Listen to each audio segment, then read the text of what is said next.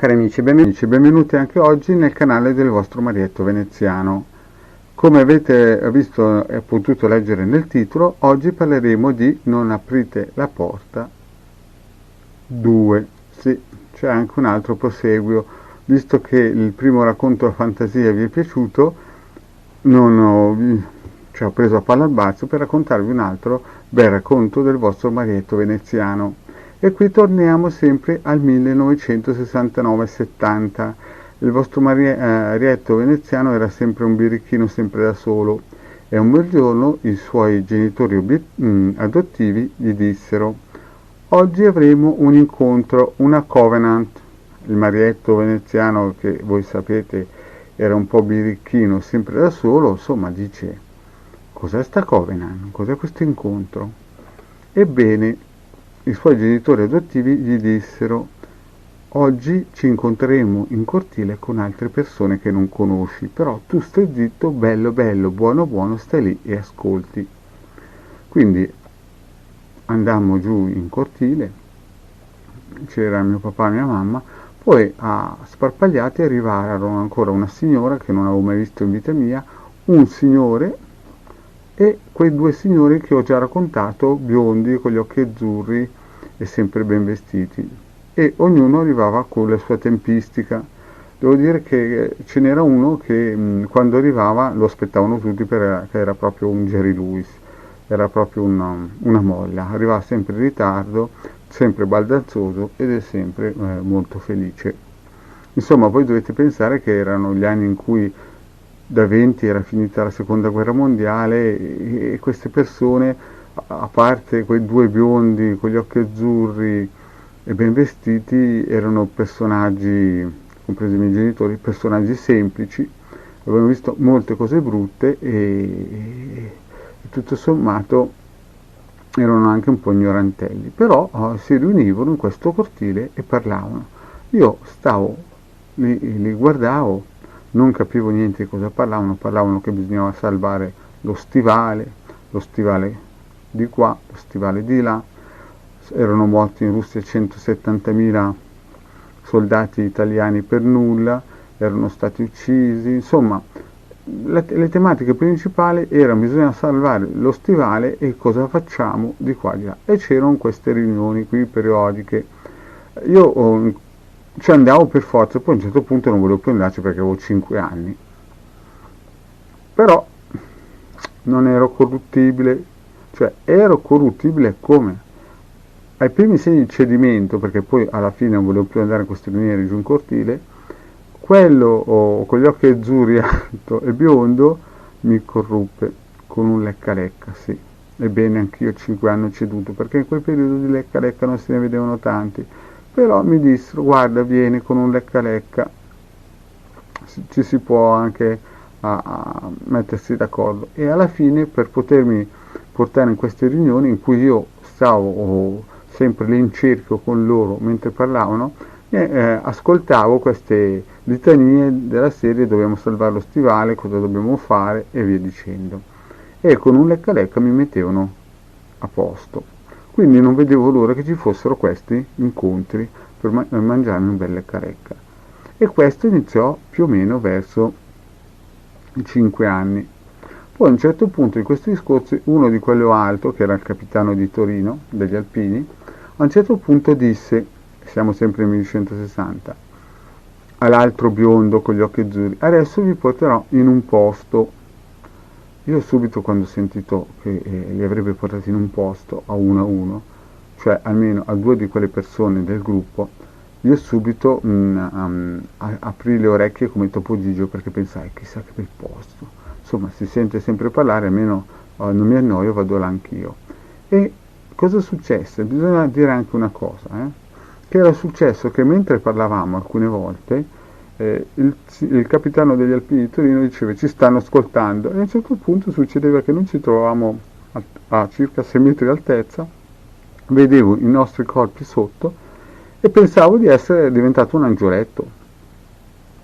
Quindi capitava spesso che noi uscivamo in astrale, ma per me era una cosa normale, per il semplice fatto che vedevo che gli altri non si spaventavano a parlare, solo che i nostri corpi erano sotto e noi eravamo su a 5-6 metri.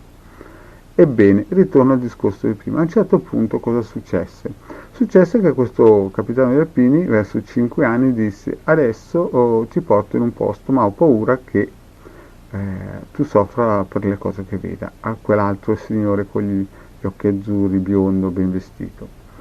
E infatti lo portò in quel posto, sempre in astrale, e quando tornò era terrorizzato. Anche io mi spaventai un pochino, perché dico, chissà che posto è. E poi portò anche mio papà adottivo. Infatti lui, che era molto più giovane degli altri, quando tornò da questo posto in astrale che doveva vedere, era sconvolto. E questo più o meno 5 anni e mezzo. A un certo punto c'era quel signore alto, biondo, con il bel completo, amico del capitano degli alpini, sempre biondo, con gli occhi azzurri, alto, diceva: porta anche lui in quel posto. E il capitano degli alpini gli diceva: no, non è ancora pronto, guardando verso di me. Al che io pensavo: ma chissà che posto che è quello lì, ma tutti vogliono che vado a vederlo. Più o meno verso i 6 anni decisero che era ora che anch'io vedessi quel posto. A quel punto dovetti partire anch'io. Partii e mi trovavi in un posto, volando, svolazzando sempre in stare, tutto bianco, e dicevo: ma qui non vedo niente di pericoloso. Era tutto bianco con la neve, col ghiaccio, e noi volavamo all'altezza di 300 metri, si vedeva tutta questa pianura immensa, bianca, gelata, e via dicendo. A un certo punto mi dissero: adesso dobbiamo andare giù in profondità a vedere com'è realmente la cosa, perché quando mi chiesero cosa vedevo, io dicevo: beh, io non vedo niente di pericoloso, anche se ho 6 anni non vedo niente di... Il problema cos'era? È che era sottoterra, c'erano dei campi di concentramento grandi quanto la Sicilia, cioè praticamente era un posto immenso, e mi dissero che quella era la Siberia. Al che io ero anche divertito da vedere queste prigioni, persone che erano veramente messe in condizioni durissime e pietose. E quando tornai indietro, sinceramente io non avevo quella paura, perché a quell'età lì, a 6 anni, non si riusciva a capire il dolore che quelle persone provavano. E quando siamo tornati indietro, appunto, mi chiesero: ma cosa hai provato? Beh, io niente, ho visto queste persone che erano lì, non volevano andarsene via, stavano lì a soffrire, non so perché stanno lì. E il capitano degli alpini mi disse: guarda, queste persone non è che stanno lì perché vogliono, ma perché sono state prese da questi siberiani, da questi maghi neri, e vengono torturati sistematicamente per creare la loro egregora, il loro potere. No? Io ero troppo piccolo per capire, e anche perché non riuscivo a capire perché loro non scappassero. Loro mi dicevano: non possono scappare perché è il loro karma di essere lì. E io dicevo: ma come hanno fatto a catturarli? È perché mi hanno spiegato: quando nascono, visto che loro sanno che esiste la reincarnazione, se li vanno a prendere nei vari ospedali o nei vari posti dove nascono, e se li portano lì. Signori miei, questa è una conto di fantasia, chiaramente non mi dovete spaventare, però il discorso è che in questa fantasia io a un certo punto cominciai a capire che la cosa era grave. Allora mi chiesero a me: ma cosa facciamo per fermarli? E io, piccolino, gli ho detto: noi stiamo qui, loro stanno là, sicuramente non avremo problemi. Ma questo capitano con gli altri mi dissero: no, guarda che loro sono già qua, e impongono alle altre persone che stanno al governo di creare queste piccole prigioni sulle navi, sotto le banche, in posti dove praticamente la gente non vede, ma queste persone che tu hai visto prima, nella vita prima, erano papi, presidenti, ministri, persone ricchissime che questi siberiani o maghi neri vanno a prendere. Anche io mi spaventai un pochissimo. Allora dissi: ma allora dobbiamo andare in guerra. Ecco perché il Führer o Napoleone è andato verso la Siberia, ha cercato di liberare e far smettere questo sistema. Al che loro mi dissero: il problema è che queste persone sono potentissime, ed essendo maghi neri sono avanti 300 anni di noi a livello militaristico, e quindi hanno delle armi e strutture fantascientifiche in confronto agli eserciti di questo mondo. Al che il vostro Marietto veneziano qui finisce questa storia di fantasia, prima parte, nel secondo video di Non aprite questa porta.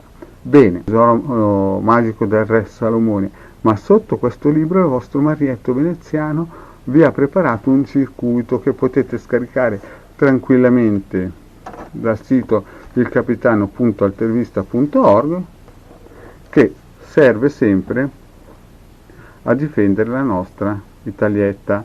Qui vedete che c'è l'Italia, qui ci sono i due rombi emettitori che danno la possibilità di lanciare delle difese in caso che l'Italia venga attaccata. Quindi questo bellissimo circuito radionico di difesa dello stivale voi lo potete tranquillamente scaricare nel sito ilcapitano.altervista.org o nel gruppo di Facebook di Garda e Marietto Veneziano. Cari signori, anche oggi vi ho raccontato una piccola pillola di cosa c'è sotto la Siberia. Mi raccomando, dovete prenderla come un racconto di fantasia, però come vi ho già detto nella pillola dell'aristocrazia nera, là in Siberia c'è un gruppo che si chiamano Samardi o Sarmadi, che è pericolosissimo, però è sempre un racconto di fantasia. Io non ho detto niente, quindi se stai guardando questo video mi raccomando non andare in giro a raccontare che l'ho detto io. Comunque, ritornando al discorso, voi stampate questo bel foglio, questo bel circuito radionico di difesa dello stivale, e lo mettete in un posto sicuro che non venga rubato, magari sopra un armadio o dentro un cassetto, e lo tenete lì per tempi migliori. Grazie caro amici di aver seguito questa pillola, e vi chiedo, se non vi siete ancora iscritti al sito al canale di Ildegarda Marietto Veneziano, di farlo, che ci farebbe piacere. Grazie e alla prossima.